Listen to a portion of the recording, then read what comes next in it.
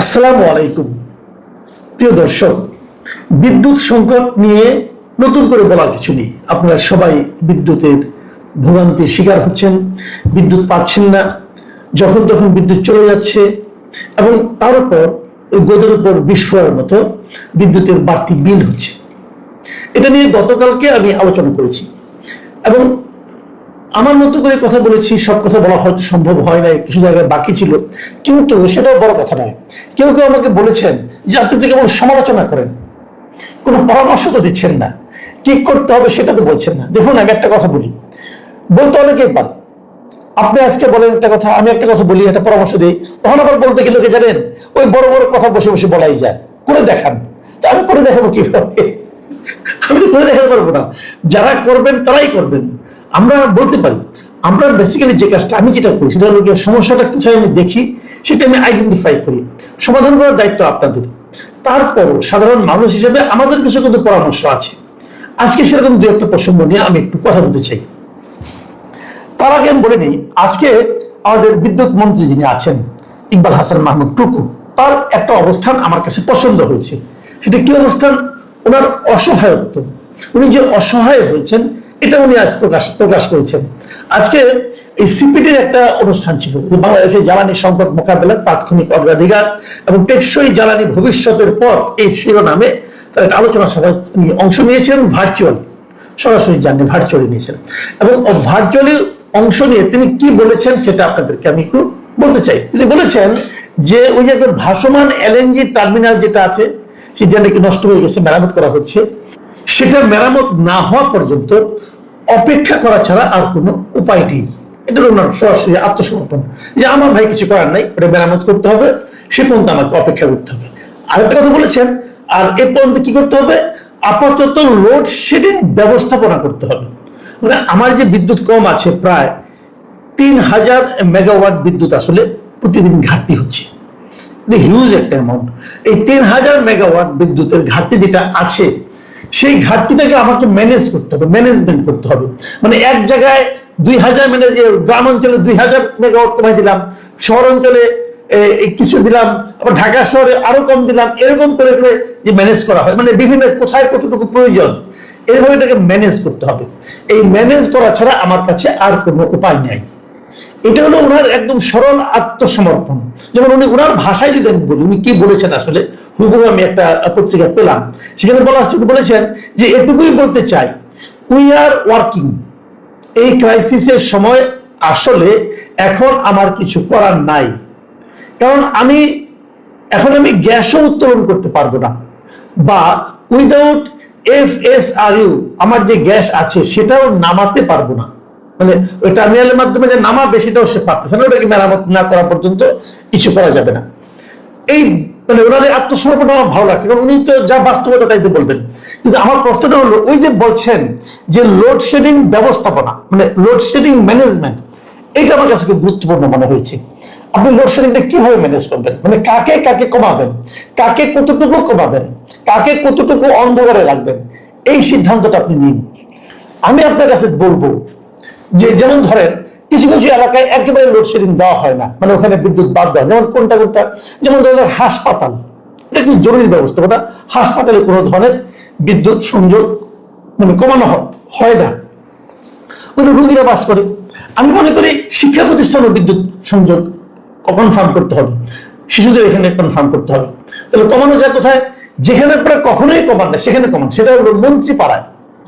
মন্ত্রীদের যে বাড়িঘর আছে, মন্ত্রীদের বাড়িঘর, সচিবদের বাড়িঘর, জয়েন্ট সেক্রেটারি, উপসচিব যারা আছেন, এই যে বড় বড় আমলা, ডিসি, এসপি যারা আছেন, এদের বাসভবনে বিদ্যুৎ লোডশেডিং এর আওতায় আনেন। এদের বাসভবনে কখনোই বিদ্যুৎ যায় না, আপনি নিশ্চিত থাকেন, এরা সবসময় বিদ্যুৎ পান। কিন্তু ওনাদের বাসভবনে লোডশেডিং দিতে হবে। এটা হলো আমার দেব। কতটুকু দিতে হবে? কৃষকের ঘরে যতটুকু আপনি লোডশেডিং দিচ্ছেন, ঠিক ততটুকু লোডশেডিং এখানেও দিতে হবে। কৃষককে যদি আপনি 8 ঘন্টা বিদ্যুৎ না দেন, তাহলে সচিবকেও 8 ঘন্টা বিদ্যুৎ দিবেন না। এটা সিম্পল হিসাব। তাদের বলবেন আমি সচিবের প্রতি এত গোসা করো না, গোসা না। এটা হলো সমব্যথী হওয়ার সুযোগ দেওয়া। ওনারা তো বুঝবেন না কৃষকরা কত কষ্টে থাকে। কৃষকের সমান লোডশেডিং এখানে দেন, ওনাদের কোনো সমস্যা হবে না, কারণ ওনাদের টাকা আছে, ওনারা বিকল্প ব্যবস্থা করতে পারবেন। বিকল্প ব্যবস্থা করুন, আইপিএস কিনুন, আইপিএস চালান, অসুবিধা নেই তো কোনো। অথবা আপনি আপনি নিজের টাকায় জেনারেটর চালান, তার কোনো আপত্তি নাই। কিন্তু লোডশেডিং যেটা বলি আমরা, সেটা হলো কৃষকের ঘরে যতটুকু আছে তার চেয়ে কম লোডশেডিং শিক্ষা প্রতিষ্ঠান এবং হাসপাতাল এরকম জরুরি কিছু বিষয় ছাড়া আর কোথাও তার চেয়ে কম লোডশেডিং থাকতে পারবে না। এটা হলো ক্লিয়ার করেন আগে। এটা যদি করতে পারেন তাহলে বলবো এটা হলো রিয়েল ম্যানেজমেন্ট। পারবেন কিনা আমি জানি না, কিন্তু পারতে পারা উচিত। ওটা যদি করতে পারেন কেবল তাহলেই বলবো যে আপনারা জনগণের সরকার কায়েম করতে পেরেছেন। উনি আরো একটা কথা বলেছেন, সে প্রসঙ্গটা আমি পরে আসছি, একদিন আগে বলেছেন, সেটা একটা বড় প্রসঙ্গ, সেখানে আমি একটু পরে আসছি। তার আগে আরেকটা কথা বলি, সরকার একটা সিদ্ধান্ত নিয়েছে, প্রধানমন্ত্রীর কার্যালয় সহ 5টা সরকারি দপ্তরে সৌর বিদ্যুৎ ব্যবহারের নির্দেশ দেওয়া হয়েছে। দেখুন, আমি মাঝে মাঝে অনেকে আমাকে বলেন আমি কেন প্রধানমন্ত্রী প্রশংসা করি, এটা এই কারণেই করি যে এই ভদ্রলোক কিন্তু কিছু করার চেষ্টা করতেছেন।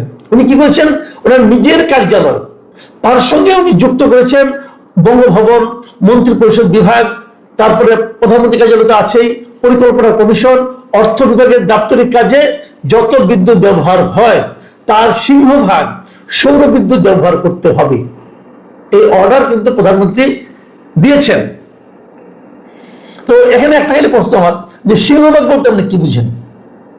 সিংহভাগ মানে অর্ধেকের বেশি, তাহলে মিনিমাম 51% বিদ্যুৎ এখানে যা ব্যবহার হয় তার 51% সৌর বিদ্যুৎ থেকে নিতে হবে। খুব জটিল কোনো ব্যাপার না, এই অফিসগুলো তো দিনের বেলায় খোলা থাকে, আমাদের এখানে দিনের বেলা প্রচুর রোদ থাকে, সৌর বিদ্যুতের ব্যবস্থা করেন। এবং এটা করতে বেশি সময় লাগার কথা না, কিন্তু সৌর বিদ্যুৎ এখন আমাদের এখানে যে ব্যবস্থাপনা আছে দেশে খুব সহজে এটা করা সম্ভব। এটা ইমিডিয়েট করা হোক। আমি তো মনে করি এটা করার জন্য কোনো একটা বিভাগকে যারা যারা আছে তাদেরকে আপনি 3 দিনের সময়সীমা পেয়ে দেন, যে 3 দিনের মধ্যে এটা ইমপ্লিমেন্ট করতে হবে। এবং যে না করতে পারবে দায়িত্ববান ব্যক্তিকে জরিমানা সহ একটা শাস্তি সহ বদলি করে দেন, ডিক্লেয়ার করেন, দেখেন 3 দিনের মধ্যে অনেকটা হয়ে যাবে। এখানেই না, এই সঙ্গে আপনারা বলুন যে প্রত্যেকটা জেলা প্রশাসক সহ উপজেলা নির্বাহী কর্মকর্তা এবং এখানে যত সরকারি অফিস আছে, সরকারি অফিসগুলোর উপর অনেক জায়গা আছে, ওখানে সৌর প্যানেল ইজিলি সেট আপ করা যাবে। এই সব জায়গায় সৌর বিদ্যুৎ চালু করতে হবে। অর্ডার দিয়ে দেন, 3 দিনের মধ্যে অনেকটা কিন্তু লোড ম্যানেজমেন্ট হয়ে যাবে। কারণ আমরা এলএনজিটা নামাতে পারছি না আমাদের টার্মিনালের কারণে, যখন নামবে তখনও কিন্তু বিদ্যুৎটা কিন্তু ক্রাইসিস থেকেই যাবে। কাজে এটা কিন্তু আপনাদেরকে এখন ইমিডিয়েট করতে হবে। প্রধানমন্ত্রী অনেক সিদ্ধান্ত দিচ্ছেন, বাস্তবায়ন করতে হবে, বাস্তবায়ন করে দেখান আপনারা চান। আরেকটা কথা বলি, সেই জিনিসটা হলো আমাদের এই জ্বালানি মন্ত্রী একটা কথা বলেছেন, বিদ্যুৎ মন্ত্রী, সেটা একদিন আগে বলেছিলেন যে ব্যাটারি অটো রিক্সা চার্জের কারণে মধ্যরাতে বিদ্যুৎ সংকট অস্বাভাবিক বাড়ছে। এটা একদম একটা মানে জেনুইন কথা। আপনার যে কোনো শহরে, জেলা শহরে, উপজেলা শহরে, রাজধানী শহরে যেখানে আপনি যাবেন দেখবেন পথ যেটা আছে, রাস্তা যেটা আছে শহরের মধ্যে ব্যাটারি চালিত রিক্সা ঘুরে গেছে। তো এই ব্যাটারি চালিত প্রতিটা রিক্সা কিন্তু ব্যাটারিকে চার্জ করতে হয়, রাতের বেলা চার্জ করে। এবং দেখা গেছে যে একটা ব্যাটারি নাকি চার্জ করতে পারে 90 টাকার মতো লাগে। আমি যতটুকু শুনেছি, সত্য মিথ্যা আমি বলতে পারবো না। তাই যদি হয়, তো এই যে এত বিদ্যুৎ ব্যাটারিগুলো সারা চার্জ হতে থাকে, এই সময় কিন্তু বিদ্যুতের একদম পিক আওয়ার, মানুষ কষ্ট থাকে এই বিদ্যুতের কারণে। তো এই বিদ্যুৎ গুলিকে থামাতে হবে। আপনি থামাবেন কিভাবে? তার সঙ্গে আমি যুক্ত করি যে ব্যাটারি চালিত যে রিক্সাগুলো আছে এর দাপট আপনাকে কমাতে হবে। কেন এত বেড়ে গেছে? পৃথিবীতে মানে একমাত্র দেশ বাংলাদেশ, যে দেশের রাজধানী শহরে সবচেয়ে বেশি যে যানবাহনটা চলে, যে যানটা চলে, সেই যানের কোনো রেজিস্ট্রেশন নাই। আমাদের সরকার বলতে পারবে না যে দেশে কতগুলি ব্যাটারি চালিত রিক্সা চলে। কেন বলতে পারবে না? সরকারের কি সেটা বিভাগ নাই? আছে, তারা কাজ করে না কেন? একটা বেসিক পয়েন্ট, কিন্তু ঢাকা শহরে কত ব্যাটারি চালিত রিক্সা আছে তার কারো কাছে কোনো হিসাব নাই, কোনো রেজিস্ট্রেশন দেওয়া হয় না। প্রতিদিন যার ইচ্ছা হচ্ছে একটা করে ব্যাটারি চালিত রিক্সা রাস্তায় নামিয়ে দিচ্ছে, কেউ জিজ্ঞাসা করে না, কেউ থামায় না। এই যে বিষয়টা, এটা যতক্ষণ পর্যন্ত আপনি কনফার্ম করতে না পারবেন ততক্ষণ আইনের শাসন কায়েম করতে পারবেন বলেন? আমি সরাসরি প্রস্তাবটা দিচ্ছি, যেহেতু অনেকে বলে প্রস্তাব দিই না, প্রস্তাব দিচ্ছি, দেখি এটা সরকার ইমপ্লিমেন্ট করতে পারে কিনা। প্রথম কাজ, দেশের সমস্ত ব্যাটারি চালিত রিক্সার রেজিস্ট্রেশন নাম্বার আপনারা দেন। খুব সিম্পল কাজ, কিন্তু সিটি কর্পোরেশন হলে সিটি কর্পোরেশন দিবে, পৌরসভা হলে পৌরসভা দিবে, ইউনিয়ন পরিষদ হলে ইউনিয়ন পরিষদ দিবে। আপনারা বলেন রেজিস্ট্রেশন ছাড়া কেউ চলতে পারবে না। প্রত্যেকটা ব্যাটারি চালিত রিক্সায় একটা সিরিয়াল নাম্বার আপনারা দিয়ে দেন। সেই সিরিয়াল নাম্বার যে কে মালিক তার নাম থাকতে হবে, মালিকের এনআইডি নাম্বার, মোবাইল নাম্বার এবং মালিকের নাম, এই তিনটা তথ্য প্রত্যেকটা রিক্সার পেছনে বড় বড় করে লেখা থাকতে হবে। মালিকের নাম, এনআইডি নাম্বার এবং মোবাইল নাম্বার থাকতে হবে প্রত্যেকের। ঠিক আছে? আচ্ছা, কেবল তাই না, এগুলি সব আপনারা রেজিস্ট্রেশন দেবেন। রেজিস্ট্রেশনকে চার্জ দেন, প্রতিটা রিক্সার থেকে 10,000 টাকা রেজিস্ট্রেশন চার্জ দেন। এটা 10,000 টাকা দিয়ে আমি রেজিস্ট্রেশন তোমাকে করতে হবে। তাহলে এই 10,000 টাকা কিন্তু সরকারের ঘরে আসবে, রাজস্ব আসবে। প্রতি মাসে একটা চার্জ দেন, প্রতি মাসে 1,000 টাকা নেন, খুব বেশি টাকা না, এটা 500 টাকা নেন আপনারা। এটাও কিন্তু সরকারের একটা ইনকাম হবে প্রতি মাসে। আচ্ছা, তার সঙ্গে যুক্ত হবে এইটা। এবং সেখানে যখন রেজিস্ট্রেশন আপনি দিবেন, সেখানে ওই মালিককে বলতে হবে যে তার এই রিক্সা সে কোন গ্যারেজে রাখে, গ্যারেজে ঠিকানা দিতে হবে। এবং ওই গ্যারেজ সিটি কর্পোরেশন কর্তৃপক্ষ যারা রেজিস্ট্রেশন দিবে তারা যে চেক করবেন যে সেখানে ওই গাড়িগুলোর ব্যাটারি চার্জ করার মতো প্লাগ পয়েন্ট আছে কিনা, মিটার আছে কিনা। এই মিটারটা আলাদা মিটার হতে হবে, বাড়ির মিটারে চলবে না। গ্যারেজের মিটার মানে ব্যাটারি চালিত রিক্সার জন্য আলাদা একটা মিটার থাকতে হবে। তাহলে বিদ্যুৎটা চুরি করার কোনো সুযোগ থাকবে না। তারপরে যে কথা, রিক্সাগুলোকে 2 ভাগে ভাগ করেন, সমস্ত রিক্সাগুলিকে 2টা রং করে দেন, একটা লাল রং, একটা হলো সবুজ রং। সিম্পল। যদি 100টা রিক্সা থাকে তাহলে 50টা লাল রং, 50টা সবুজ রং। এবং বলে দেন যে যেদিন লাল রঙের রিক্সা রাস্তায় নামবে সেদিন সবুজ রঙের রিক্সা নামতে পারবে না। তার মানে যদি মাসের 1 তারিখে লাল রং নামে, 2 তারিখে সবুজ রং নামবে, 2 তারিখে লাল রঙের রিক্সা নামতে পারবে না। এতে সুবিধা যেটা হবে যে রাতারাতি রিক্সার সংখ্যা কিন্তু রাস্তায় অর্ধেক হয়ে যাবে।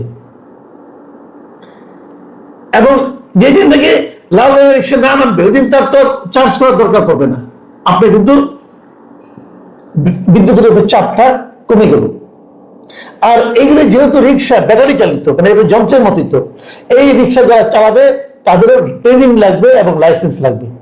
এই ব্যবস্থাটা করে দেন, আপনি দেখবেন যে রাতারাতি আপনি একটা সুফল পাবেন। কারণ আপনি তো রিক্সাগুলোকে ভেঙে ফেলতে পারবেন, কিন্তু অনেক লোক অনেক ইনভেস্টমেন্ট আছে, অনেক মধ্যবিত্ত করে ইনভেস্ট করেছে। কাজেই এগুলিকে আপনি একটা সিস্টেমের মধ্যে নিয়ে আসেন। সুশাসন এটাকে বলে যে যত সমস্যাগুলো আছে সমস্যাগুলিকে আপনি একটা নিয়মের মধ্যে নিয়ে আসেন, তাহলে কিন্তু আপনি ধরতে পারবেন, নাহলে ধরতে পারবেন না ভাই। তাহলে এরকম ভাবে চলবে, চিৎকার চেঁচামেচি হবে, মানুষের ভোগান্তি হবে, মন্ত্রী 2 হাত তুলে বলবে আমার কিছু করার নাই। মন্ত্রীকে আমি প্রশংসা করলাম, কিন্তু তার সঙ্গে সঙ্গে এটাও বলছি, মন্ত্রী যদি 2 হাত তুলে দেওয়ার অর্থ হইল যে আপনি আসলে ব্যর্থ হয়ে গেছেন। এই ব্যর্থতা আমরা দেখতে চাই না, কিন্তু এই ক্ষেত্রে কিছু করার নাই, বাস্তবতা।